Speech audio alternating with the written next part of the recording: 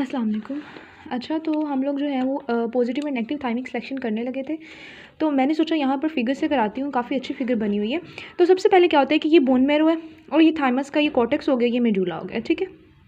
अब जब bone marrow से टी सेल आया है ना थाइमस के पास, तो वो इस तरह का है कि उसके ऊपर कोई वो नहीं है, ना CD4 प्रोटीन है ना CD8 है, ठीक है। इस शक्ल का है वो। अब वो थाइमस के पास आ गया, तो कॉर्टेक्स में जब वो आएगा तो ये देखें, जब वो इंटर हो रहा है वो CD4 नेगेटिव है, CD8 नेगेटिव है। लेकिन अब थाइमस का कॉर्टेक्स उसको बदल देगा, CD4 पॉजिटिव CD8 पॉजिटिव में, दोनों लिहाज से उसे पॉजिटिव बना दिया है, ठीक है। उसके बाद कॉर्टेक्स में ना एक प्रोसेस होता है जिसे कहते हैं पॉजिटिव सिलेक्शन। इस प्रोसेस को क्या कहते हैं? Positive selection. इसमें क्या होना है कि जो थाइमस के अपने सेल्स हैं, ये वाले जैसे थाइमिक सेल्स हैं, ये MHC प्रोटीन्स के साथ, इनके पास होती हैं MHC प्रोटीन्स, ये उन प्रोटीन्स के साथ आते हैं इन सेल्स के पास। CD4 CD8 positive T sales के पास आते हैं थाइमिक सेल, जिनके ऊपर होती हैं MHC प्रोटीन्स।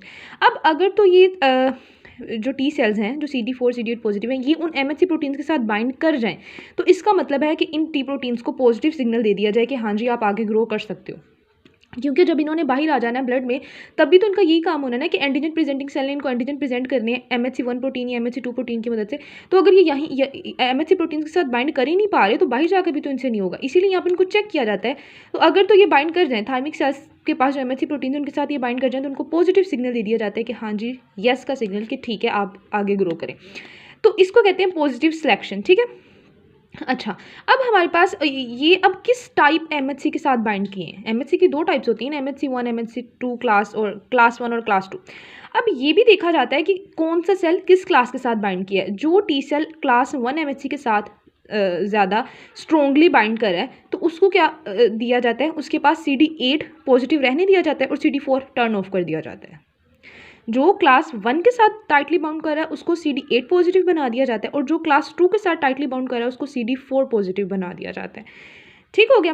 अब थाइमस के कॉर्टेक्स में ये प्रोसेस होने, उनकी पॉजिटिव सिलेक्शन होनी है। जब जब उनको देखा गया कि वो MHC प्रोटीन के साथ बाइंड कर रहे हैं, तो उनको पॉजिटिव सिग्नल दे दिया जाता है कि अब आप जो है वो वो करके क्लोन्स बनाओ, डिवाइड करके आप डिवाइड करो, डिवाइड करके क्लोन्स बनाओ अपने, ठीक है। अब वो सेल जो है वो आ गया जी थाइमिक मेडुला में। अब वो थाइमिक मेडुला में जब आया, तो यहाँ वो CD4 पॉजिटिव है, यहाँ वो CD8 पॉजिटिव है, क्योंकि यहाँ पर फैसला हो गया था। अगर वो क्लास 1 MHC के साथ बाइंड कर रहा था टाइटली, तो उसको CD8 पॉजिटिव बना दिया। अगर क्लास 2 के साथ करा था उसको CD4 बना दिया। जब वो यहाँ आया तो उसका फैसला हो चुका है। अच्छा, अब यहाँ पर थाइमिक सेल्स दोबारा आते हैं। वो क्या करते हैं, वो सेल्फ एंटीजेंस प्रेजेंट करते हैं, यानी जो बॉडी के एंटीजेंस हैं वो प्रेजेंट करते हैं। अब जो भी सेल इन सेल्फ एंटीजेंस के साथ बहुत स्ट्रोंगली बाइंड कर जाए, ठीक है, क्या बाइंड कर जाए, स्ट्रोंगली बाइंड कर जाए सेल्फ एंटीजन के साथ, तो उस सेल को डिलीट कर दिया जाता है अपोप्टोसिस के जरिए। इसको कहते हैं नेगेटिव सिलेक्शन। ऐसा क्यों? क्योंकि अगर ये फिर ऑटोइम्यून डिजीज काज करा सकते हैं ना, कि हमारी बॉडी के एंटीजेंस के अगेंस्ट ये तो एक्ट करना शुरू हो गए, तो ये ऑटोइम्यून डिजीज काज करा सकते हैं।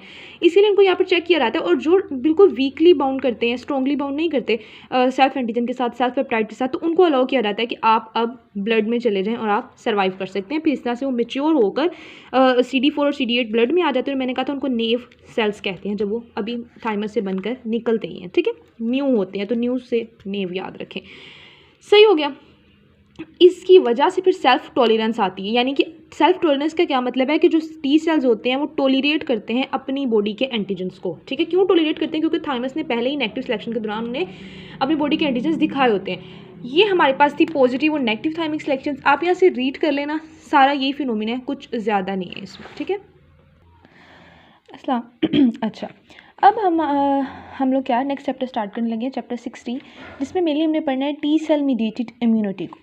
टी सेल मीडिएटेड इम्यूनिटी यानी कि टी सेल्स किस तरह से एक्टिवेट होते हैं, फिर टी सेल एक्टिवेट होने के बाद किस तरह से एक्ट करते हैं, और टी सेल की डिफरेंट टाइप्स कौन सी हैं, वो सारा हमने इसमें डिटेल में पढ़ना है।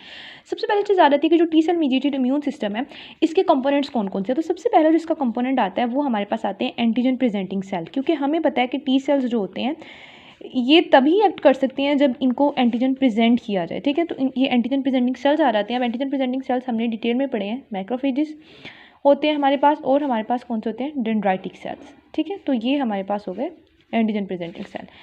उसके बाद दूसरा कंपोनेंट जो टी सेल मीडिएटेड इम्यूनिटी में आता है वो CD4 पॉजिटिव टी सेल्स आते हैं।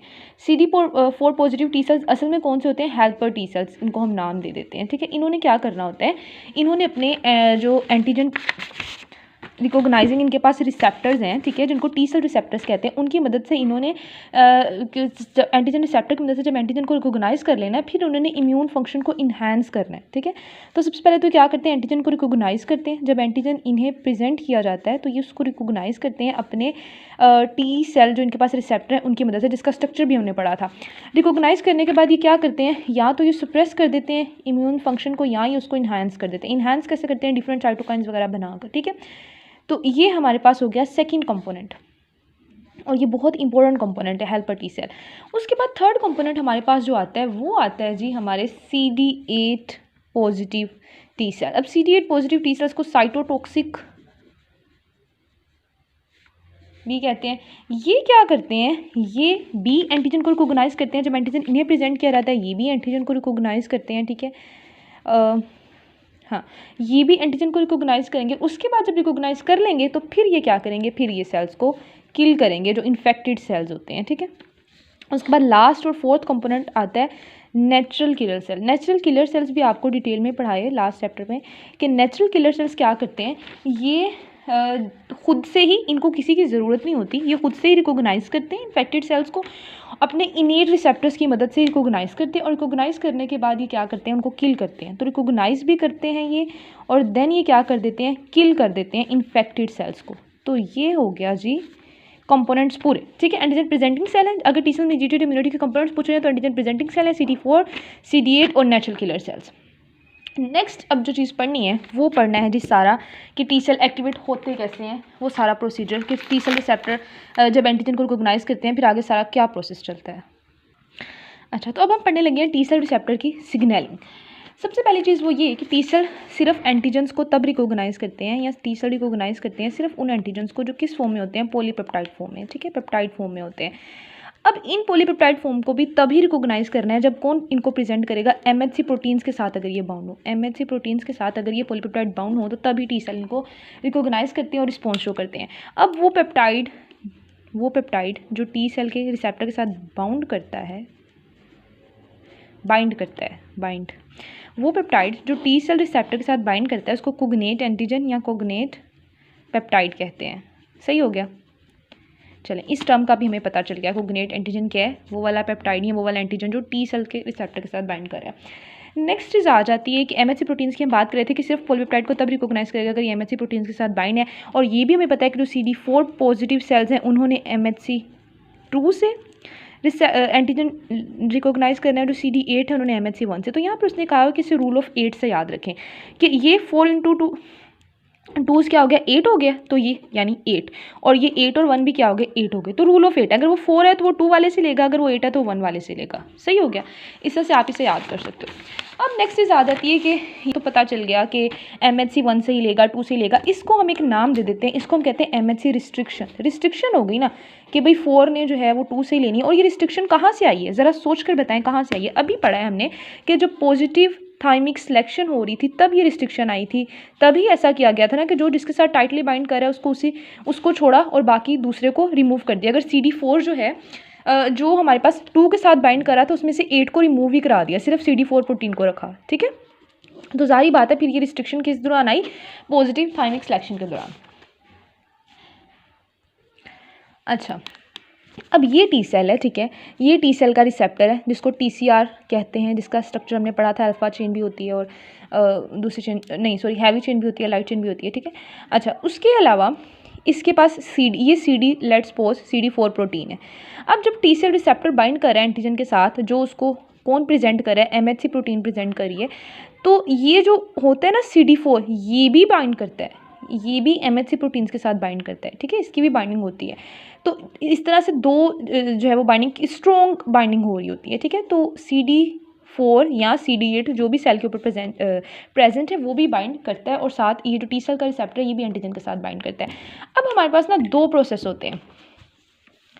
सबसे पहले हम देखते हैं प्राइमिंग का क्या मतलब है। जो मैं टर्म्स आपको बताती जा रही हूँ उनको याद रखें। मैंने कोग्नेट एंटीजन का बताया, फिर MHC रिस्ट्रिक्शन का बताया, फिर प्राइमिंग का, ठीक है। अब प्राइमिंग हमारे पास क्या होती है कि जो इनिशियल एक्टिवेशन होती है नेव टी सेल्स की। अब नेव टी सेल्स मैंने नहीं बताना क्या होते हैं, बताया है पहले।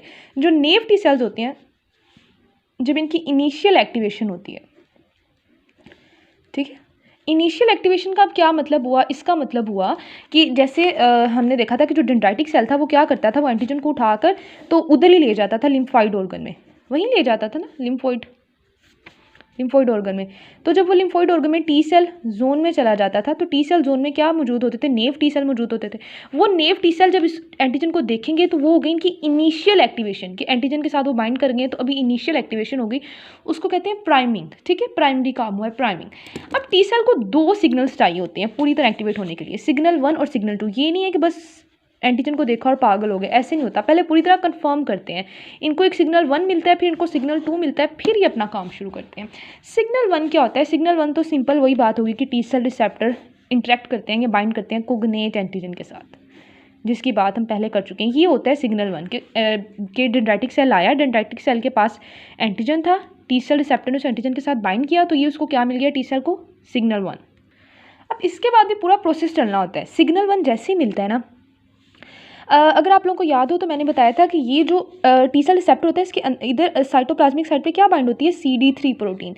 तो जैसे ही सिग्नल टी सेल के रिसेप्टर के साथ ये बाइंड करते हैं ना, तो CD3 प्रोटीन हो जाती है एक्टिवेट। ठीक है, अब जब वो एक्टिवेट हो जाती है, एक्टिवेशन उसकी हो जाती है, तो वो चलाती है एक पूरा पाथवे। ठीक है, सिग्नल्स का पाथवे चलाती है, और उस पाथवे से एंड पर क्या होता है, एट द एंड जाके ना आइनोसिटोल ट्राइफॉस्फेट बनता है। अगर आपने पाथवे याद करना हो बुक से कर लेना। वैसे मैंने बस इतना ही याद किया कि CD3 जो है वो एक्टिवेट हो जाती है और वो फिर आगे आइनोसिटोल ट्राइफॉस्फेट बना देती है।